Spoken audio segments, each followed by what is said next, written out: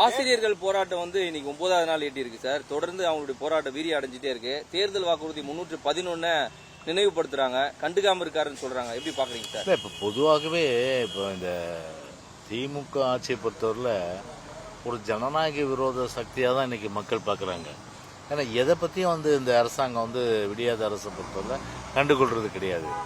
குறிப்பாக பார்த்தீங்கன்னா ஆசிரியர்கள், அதே போன்ற மீனவர்கள், அதே போன்று தொழிலாளர்கள், அதே போன்று அரசு ஊழியர்கள், தூய்மை பணியாளர்கள், செவிலியர்கள் எல்லோருமே ஒரு போராடுகின்ற, வீதிக்கு போராடுகின்ற ஒரு நிலை தான். தமிழ்நாடே ஒரு போராட்ட களமாகிவிட்டது. இப்போ சொல்லுவாங்க, ரோம் நகரம் தீப்பற்றி எறியும்போது நீரோ மன்னன் பிடில் வாசித்த கதையா. அவர் எதை பற்றியும் கவலை இல்லை. அதனால் அவருடைய கவலையெல்லாம் பார்த்தீங்கன்னா எதிர்வருக்கின்ற சட்டமன்ற தேர்தலில் குறுக்கு வழியில் எப்படியாவது வெற்றி பெற வேண்டும் என்பதற்கான அந்த யுக்திகளை தான் அவர் கையாளுறாரு. அதனால் அது கை கொடுக்க போவதில்லை. யுக்தினா தெரியல உங்களுக்கு. ஒவ்வொரு தொகுதியிலையும் இப்போதே பணத்தை எல்லாம் பதுக்கி வச்சிருக்கிறாங்க. அந்த பணத்தை கொண்டு எப்படியாவது வாக்காளர் விலைக்கு வாங்கி அதன் மூலம் ஒரு வெற்றி பெறலாம். அதான் தேர்தல் வாக்குறுதி பற்றி கவலைப்பட வேண்டிய அவசியமே கிடையாது. இன்னைக்கு பார்த்தீங்கன்னா ஆட்சியில் இல்லாத போது எதிர்கட்சியாக இருந்த சூழ்நிலையில் வாக்குறுதியில் அள்ளி வீசினீங்க.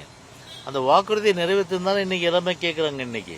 ஆனால் வாக்குறுதி அளித்த வாக்குறுதியை கூட நிறைவேற்ற முடியாத ஒரு முதலமைச்சர்னா அப்போ எப்படி ஒரு பொய்யை சொல்லி ஒரு ஆட்சிக்கு ஒரு மக்களை ஏமாற்றி இன்றைக்கு ஆட்சி கட்டில் இருக்கின்றவர் நாளைக்கு நிச்சயமாக அந்த ஆட்சி கட்டிலிருந்து இறக்கின்ற ஒரு சூழ்நிலை தான் இன்றைக்கு செவிலியர்களும் சரி, அதே போன்று நெசவாளர்களும் சரி, மீனவர்களும் சரி, தொழிலாளர்களும் சரி, அரசு ஊழியர்களும் சரி, அதே போன்ற ஆசிரியர்களும் சரி, இவர்களிருந்து அந்த முடிவு நிச்சயமாக இருக்கும். இப்போ இத்தனை அமைப்புகள் போராடிட்டு இருக்காங்க. செவிலியர்கள், தூய்மை பணியாளர்கள், ஆசிரியர்கள் எல்லாரும் போராடிட்டு இருக்காங்க.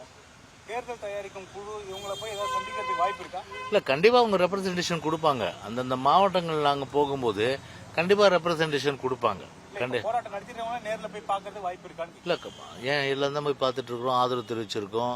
பொதுச்செயலாளர் அறிவிப்பு கொடுத்துருக்காரு ஆதரவு தெரிவிச்சு. அதனால எல்லாரும் பார்த்துட்டு தான் இருக்கோம். அதில் நாங்கள் மாறுபட்ட கருத்தே கிடையாது.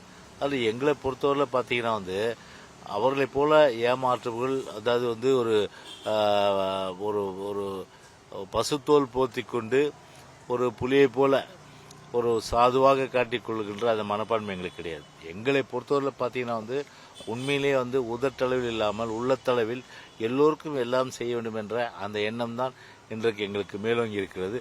அதில் நிச்சயமாக அவர்கள் ஏற்கனவே வாக்கு வாங்குவதற்காக வாக்குறுதியை மீறிவிட்டார்கள். வாக்குறுதியை திரு மு.க. ஸ்டாலின் முதலமைச்சர் நிறைவேற்றல் என்பதை நிச்சயமாக உணர்ந்து அதன் அடிப்படையில் எங்களுக்கு அந்த நம்பிக்கை, எங்கள் மீது நம்பிக்கை இருக்கிற காரணத்தினால் முழுமையான அளவிற்கு தமிழ்நாட்டை பொறுத்தவரை எதிர்காலத்தில் 2026 அனைத்து இந்திய அண்ணா திராவிட முன்னேற்ற கழகம் ஆட்சி அமைக்கும். பிளே ஸ்டோர் மற்றும் ஆப் ஸ்டோரில் இருந்து பாலிமர் செயலியை QR கோடு மூலம் பதிவிறக்கம் செய்யுங்கள். செய்திகளை உடனுக்குடன் பெறுங்கள்.